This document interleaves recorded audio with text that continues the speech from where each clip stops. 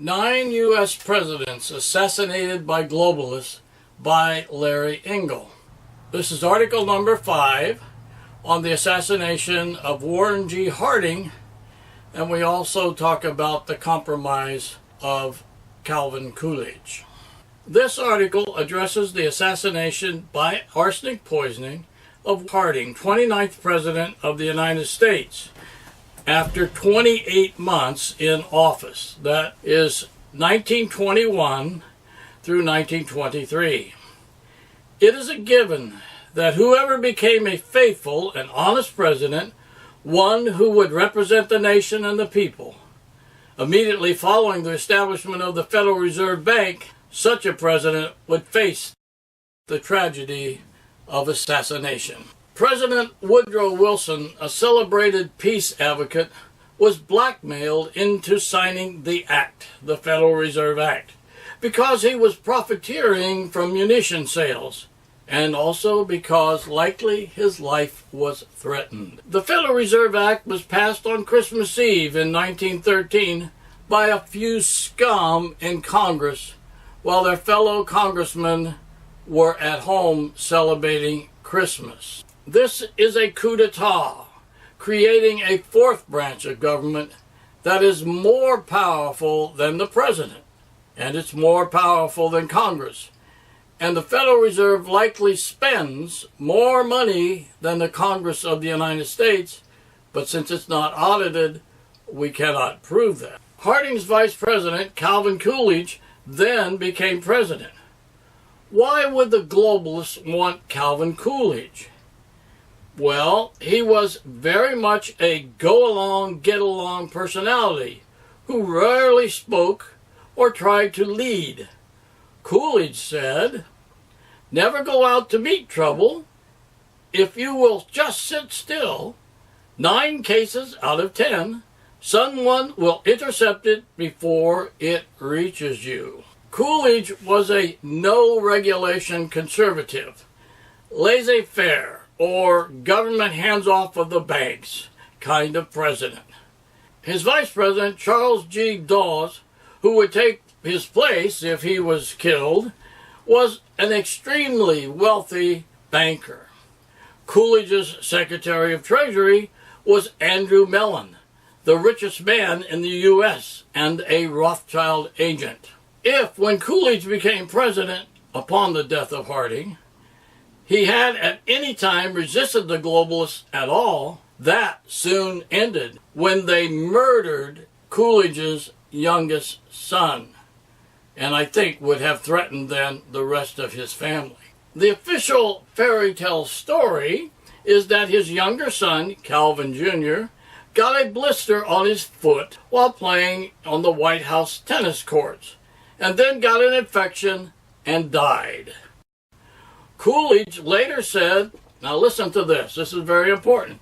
Coolidge later said that when his son died, the power and the glory of the president went with him. I'm going to repeat that. President Coolidge said that when his son died, that was from a blister on his foot, the power and the glory of the president went with his death, went away. So that means the globalists took over and had apparently threatened the rest of Coolidge's family. The president's son was attended by Harding's doctor, Vice Admiral Joel T. Boone, who in my opinion also assassinated Harding. By assassinating Harding and controlling Coolidge, the Federal Reserve Bank, the Federal Reserve monetary system, was made safe from any leaders who might recognize it as a danger to freedom and the nation. The method of the globalists is first to slander their opposition, and if that fails, then they will frame them with fabricated evidence. Prosecutors are members of the bar, and the bar for hundreds of years has been closely tied to the wealth of the banking corporate monopoly. Lawyers and judges know to defy the banking cartel means bad luck, brings big trouble, and maybe even disbarment.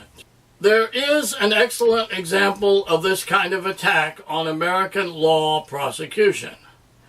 Jim Garrison, he was the district attorney of Orleans Parish in Louisiana, and he was a district attorney from 1962 to 1973, in which it is evidence that he was there when Kennedy was assassinated. And he is best known for his investigations into the assassination of President John F. Kennedy. History shows he successfully uncovered the conspiracy behind the JFK assassination, but was blocked from successful prosecution by a powerful and well-financed cover-up. He was viciously and tragically slandered. If the slander and the frame-up both fail to bring down the target, then they are murdered. Poison is the weapon of choice, unless they want to send a message to other potential challengers. Then they use the gun. So using my observation, my intuition, and my opinion, I will present the premise that when their robust slander and frame-up attack failed to bring down President Harding, they assassinated him. And the newly formed and foreign-owned Federal Reserve banking monetary system was thereby no longer under the threat or danger, and thus became entrenched in our nation. When established in 1913, the Fed had three goals. One, because of a Luciferian religious orientation, they would get everyone killing each other by financing World War I. Europe was broke, so we financed it. It wouldn't have happened if we hadn't. They would profit by loans to build war machines and mortgages and liens to rebuild after the destruction. They would control all the real estate in Europe by loans to rebuild. Later, via Cumla Bank, one of the operators of the Fed with access to Fed money, Jacob Schiff, would finance with $20 million the Bolshevik Revolution to take over Russia and to murder the Russian Tsar and his entire family. And later on, the Fed would finance World War II because Europe couldn't afford it. Second, the Fed, using the European black nobility as their guide, where the peerage owns all the land and the commoner or peasant rents from a person with a title of nobility, the Fed arranged low-cost loans to hook farmers. Then, reducing the volume of gold-money in circulation, they created an economic depression. And by this method, they were able to foreclose upon and take over almost all of America's farmland during their depression, an economic manipulation designed to take over all the farms. In 1929, the Federal Reserve created the stock market crash by suddenly raising the prime interest rate. Then they manufactured the Great Depression, where Americans suffered terribly, by reducing the volume of money in circulation by 1/3. With this power in their hands, they then used it to intimidate the U.S. Congress by threatening to create another Great Depression if Congress challenged their position. In other words, challenged the Federal Reserve or tried to audit it. Then the Federal Reserve would create another Great Depression. This allowed the Fed, via corporate loans, to take over all natural resources and the major manufacturing plants, patents, and copyrights in our country.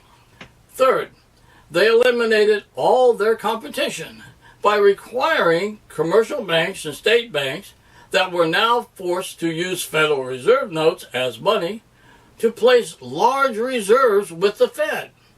The Fed then used those banks' own deposited money to offer cheaper loans to farmers via Wilson administration cheap loan bank programs, putting many of the nation's private and state-owned banks out of business.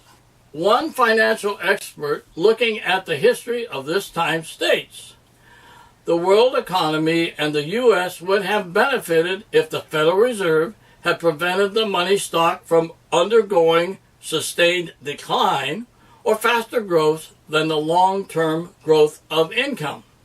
What this means then is that the Federal Reserve Bank, the Federal Reserve monetary system, the Federal Reserve notes and all, created a Great Depression and a stock market crash by economic manipulation.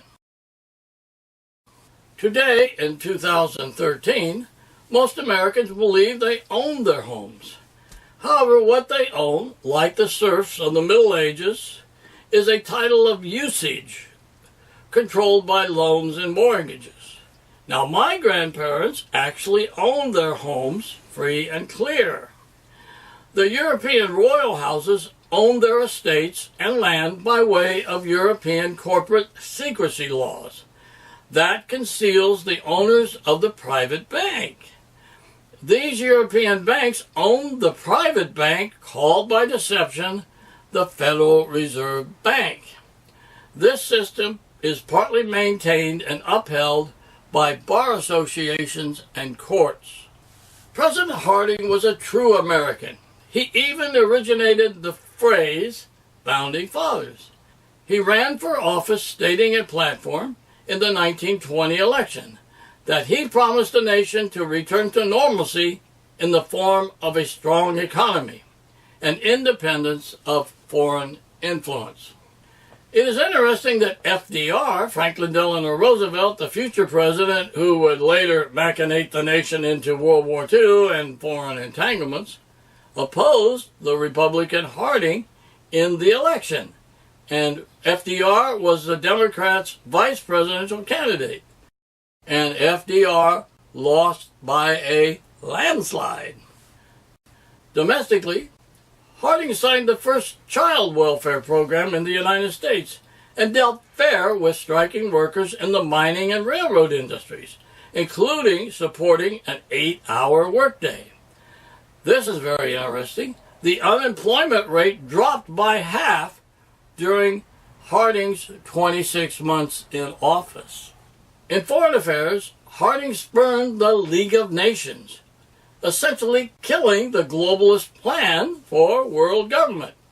Thanks to Harding, it would be years later before the United Nations was brought into being. So President Harding prevented the United Nations from existing. It was called the League of Nations then.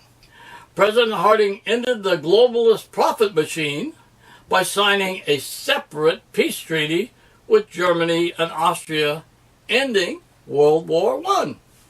In April 1921, shortly after taking office, Harding spoke before a special joint session of Congress that he had called.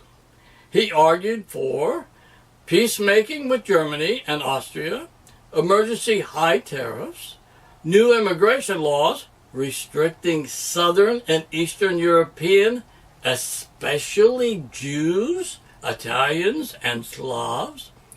He advocated regulation of radio and trans-cable communications, retrenching government, tax reduction, repeal of wartime excise profit tax, reduction of railroad fees or rates, promotion of agricultural interests, a national budget system, an enlarged merchant marine service, and a Department of Public Welfare. These positions that he advocated benefited the people and the nation, and that also opposed the globalist agenda. The globalists especially feared his high tariffs, protecting American jobs and business. That's why employment went up. The reduction in railroad rates that passengers would pay to ride and the tax reduction hit the globalists where it hurt the most. He posed a danger to them because he was very popular with the voters and as a former newspaper man had excellent relations with the then mostly free and independent press. Harding signed the Budget and Accounting Act of 1921, considered one of his greatest domestic and enduring achievements. The law stipulated that the president must submit a budget annually to the U.S. Congress. They never had to do that before. But with Harding, they had to submit a budget. The General Accounting Office was created to ensure oversight in the federal budget expenditures. Harding reduced the national debt by 1/3. Well, try that on one of the recent presidents. I'll repeat that. Harding reduced the national debt by 1/3. The globalists feared that he would next set out to audit or even terminate the newly born Federal Reserve Bank. Harding signed legislation that greatly benefited the war veterans and took care of the medical needs of the wounded. This is the picture of a president that opposed the agenda of the globalists, and they would apply their methods 1, 2, 3. First slander, then frame up, and if that didn't work, assassination. Therefore the slanders began. The man Harding had appointed to veterans' medical care was accused of selling medical supplies desperately needed by war heroes out the back door for profit. His attorney general was accused of being involved with bootleggers, grafters, and taking kickbacks and giving political favors. His FBI director was accused of intimidating Harding's detractors and delivering blackmail payments to Harding's mistresses, and of keeping an open private detective agency on the side. There were rumors of murders and suicides of people who got caught up in the scandals. Secretary of Interior Albert Fall was an anti-environmentalist politician with a penchant for acquiring land and wealth for himself.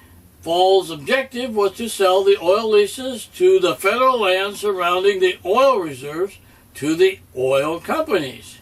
He did this without competitive bidding to Doheny, the Elk Hills oil reservation in California, and to Sinclair, the Teapot Dome oil reserve in Wyoming. These oil companies stood to make $100 million each, a very large sum of money for that time, 1920. This is the famous Teapot Dome scandal. Albert Fall resigned. The financial and political scandals caused by these men severely damaged Harding's personal reputation. Harding said, "I can deal with my enemies, but it's my goddamn friends that have me walking the floor at night." And Harding said this to a famous journalist. These slanders did not succeed in bringing down the president. He was still very popular because he himself was acting to benefit the people and was not really guilty of any wrongdoing. So, number 2 was applied. However, the criminal frame-up that was the next step failed to find any criminal act by President Harding. However, after Harding's death, Fall was charged with corruption, Sinclair and Doheny Oil with bribery. They were tried, convicted, and sent to prison. Fall was the first cabinet member in history to go to jail. He served a year. Attorney General Doherty was indicted for corruption and tried twice. His first trial resulted in a hung jury. He was found not guilty at his second trial because of insufficient evidence. FBI Director William J. Burns went to jail. The pot was being stirred by the globalists, and the scandals and the slanders they cooked up or spun up left a negative mark on the Harding presidency for history. There is a long historical association between the banks and the bar associations. And even if there was wrongdoing within the Harding administration, the primary objective of these accusations and the legal actions that were taken was not to make things better. They were more in the nature of a coup d'etat. But the globalists failed to overcome President Harding by their frame-up methods. Therefore, Harding remained a serious danger to the globalist agenda and their newly formed Federal Reserve Bank. That left only one option: the assassination of the President of the United States, with its anticipated results: a change in policy and a change in people favorable to the globalist agenda. In August 1923, 26 months after being president, Harding suddenly collapsed and died in California on a return trip from Alaska. No one knows why he died. Officially, there were 4 theories about the death of Warren G. Harding, ranging from the straightforward and the plausible to the speculative and bizarre. I suspect I'm a speculative and bizarre guy. These theories are: 1, natural causes; 2, negligent homicide accusing one of his doctors; 3, suicide; and 4, yay, I'm for this one, murder. Excuse me for getting so carried away. My intuition is kindled by observation of the circumstances and the strength and weaknesses of the various claims of his death. My conclusion is death by arsenic poisoning, administered by Harding's medical doctor, Dr. Joel Boone. He was a Navy White House staff physician who later rose to the rank of Vice Admiral. He won many awards and medals. It surely seems unfair of me that I suspect Dr. Vice Admiral Boone won such an unusually large number of medals and awards because he obeyed the right orders, and those orders came from the highest source of Bane power, the military-industrial complex of his day. Was he their boy? The picture fits the globalist methods. Was he a medical assassin?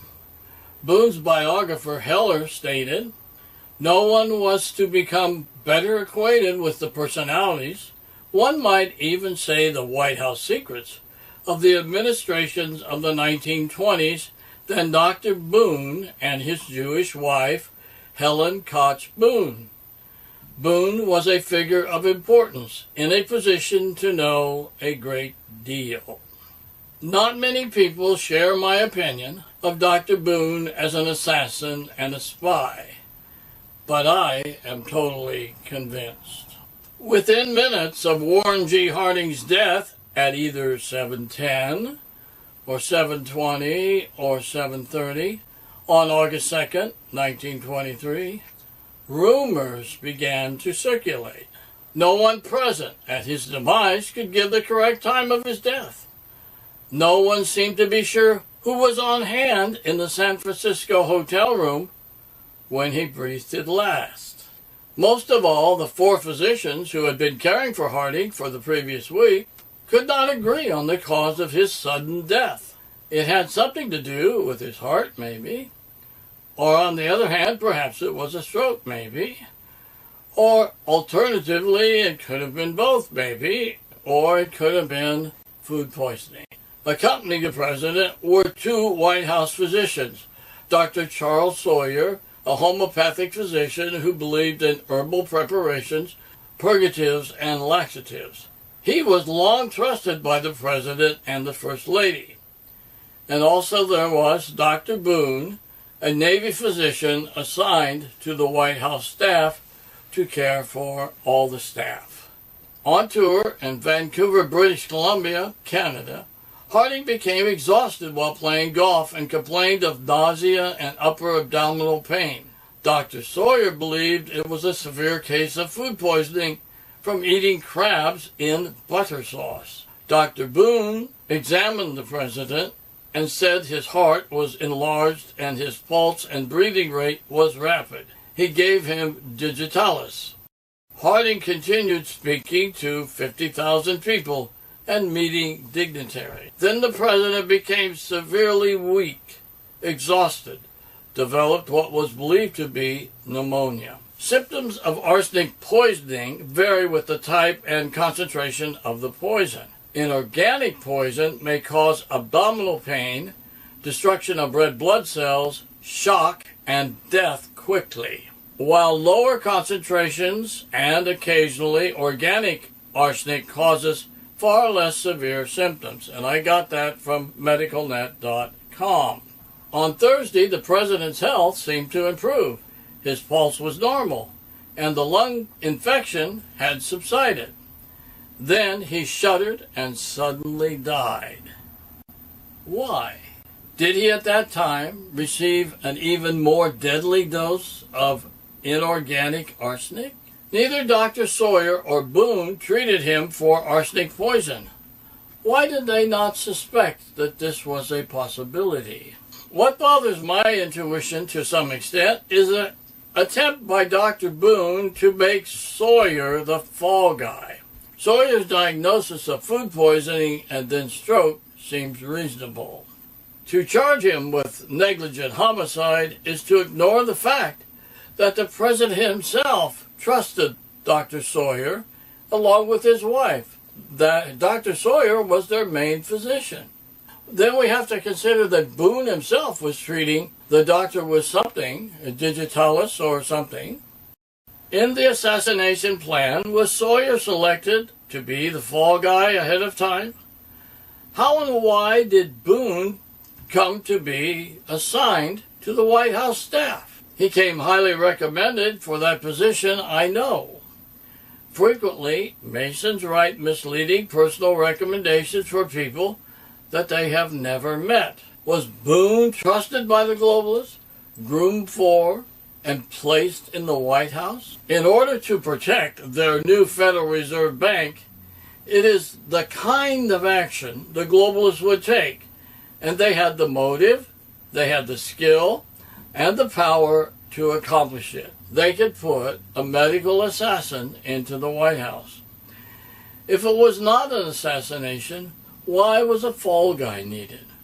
Was it to shift attention from the real cause of death, a poison assassination, and to offer an alternative that people might believe, so questions would not be asked or further investigated? It did work that way.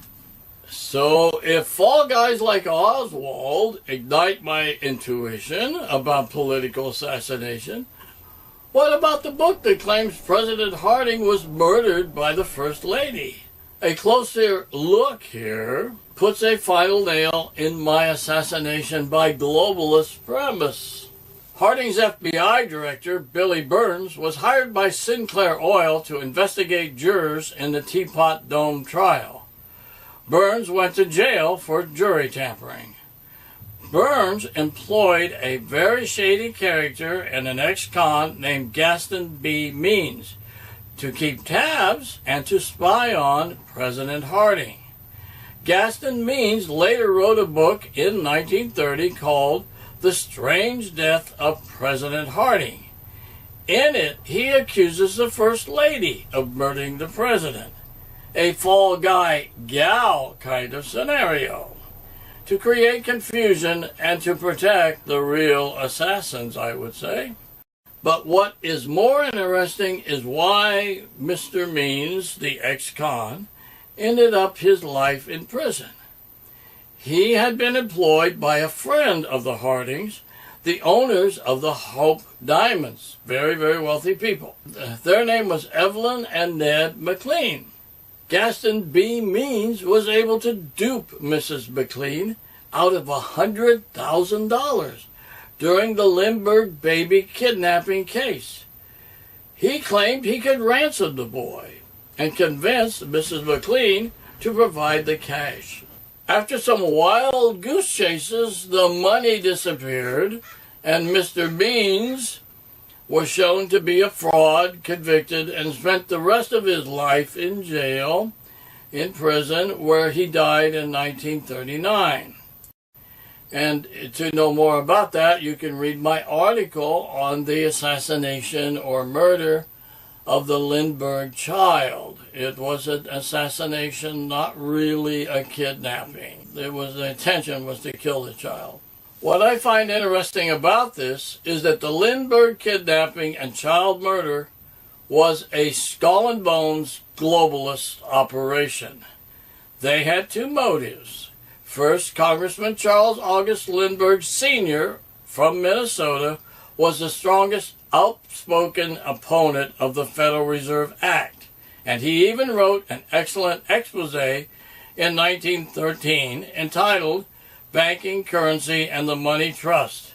He also opposed America's involvement in World War I. I strongly recommend that you read Representative Lindbergh's book. His son, the amazing and famous flyer and father of the murdered child, had taken away the globalist thunder.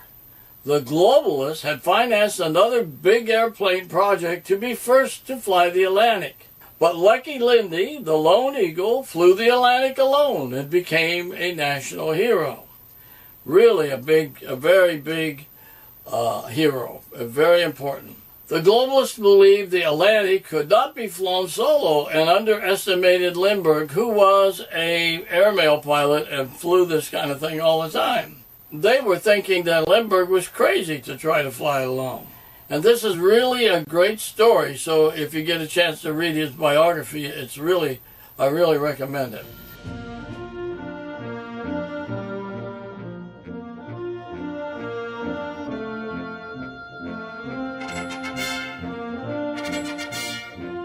This famous American hero also opposed the globalist wars for profit.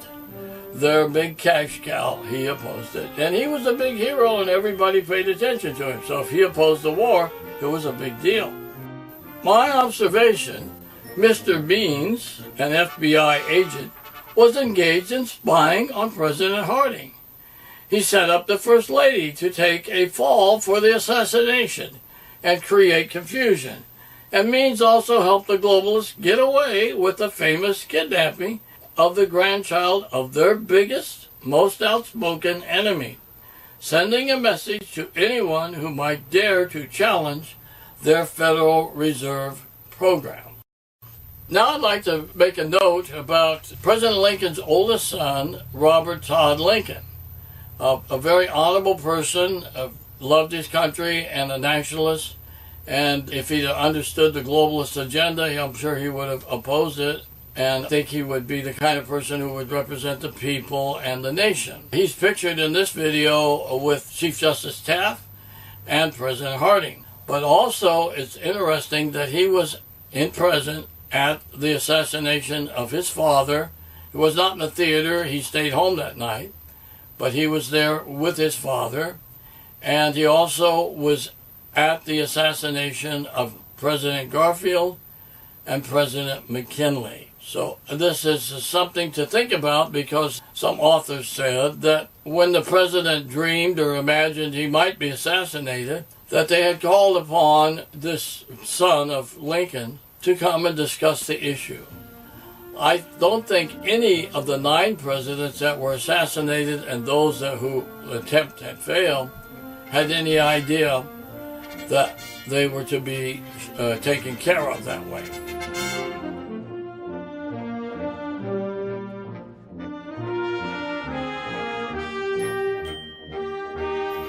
And the reason why is I think the motive is invisible, that they didn't know the globalist agenda as we might today.